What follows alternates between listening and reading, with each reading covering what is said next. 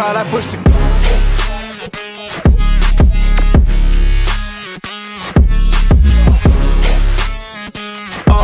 I do the dash, I won't wait to the bag, boy, you know I push the gas.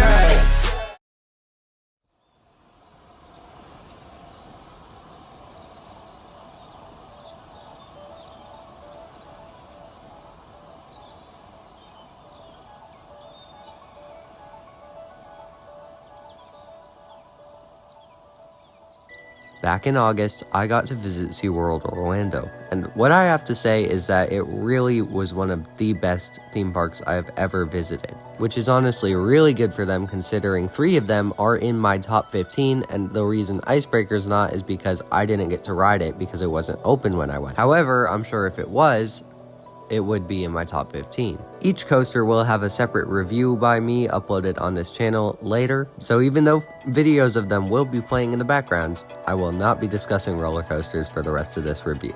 That being said, one of the best things about SeaWorld is that they have so many things to do when you are not riding roller coasters, including a lot of very good shows, pretty good food, and other special attractions, which I will get more into later. However, the first things we need to discuss is the perfect location of this park, being A, around a lake, and B, in the middle of Orlando, Florida, near Disney World, Universal Studios, and other small parks. And all of those being nearby make it worth the trip to Orlando if it wasn't already just for this park alone, which in my opinion is definitely hard to say considering this park already is worth a trip to Orlando by itself. But those other parks nearby, if you can fit them into your own trip, are a definite plus.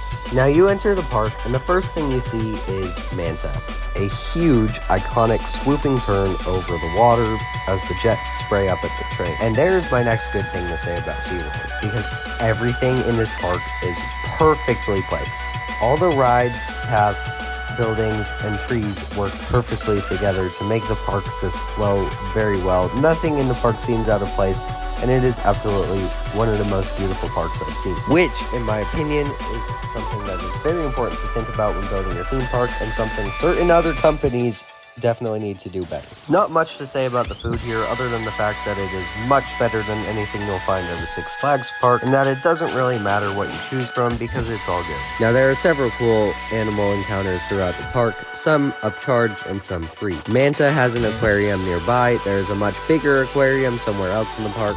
I believe Mako has sharks nearby, and there are dolphins in various other locations. One of which, and yes, this did cost money, was a dolphin encounter in which I got to pet and feed the dolphins, which was pretty cool. I also got splashed by the dolphins and absolutely soaked, which I was not a fan of, but, you know, the rest of that encounter was pretty cool. Apart from that, there are also many shows involving sea animals that you can find around the park, plus the entire Arctic area under Manta where you can find penguins.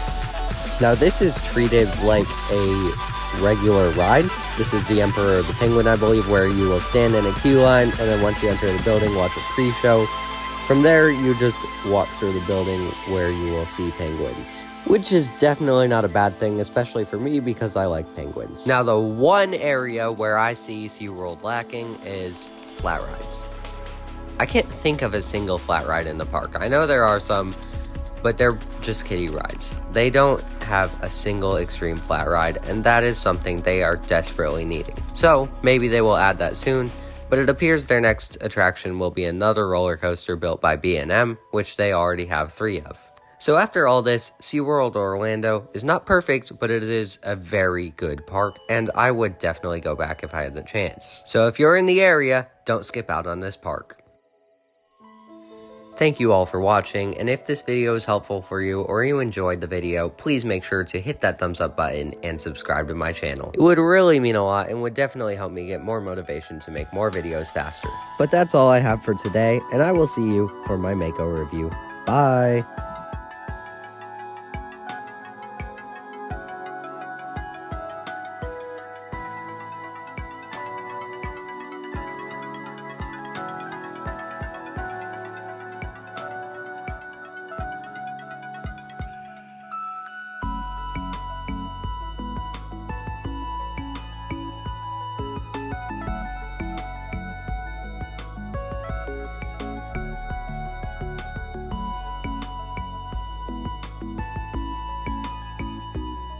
Pink chickens!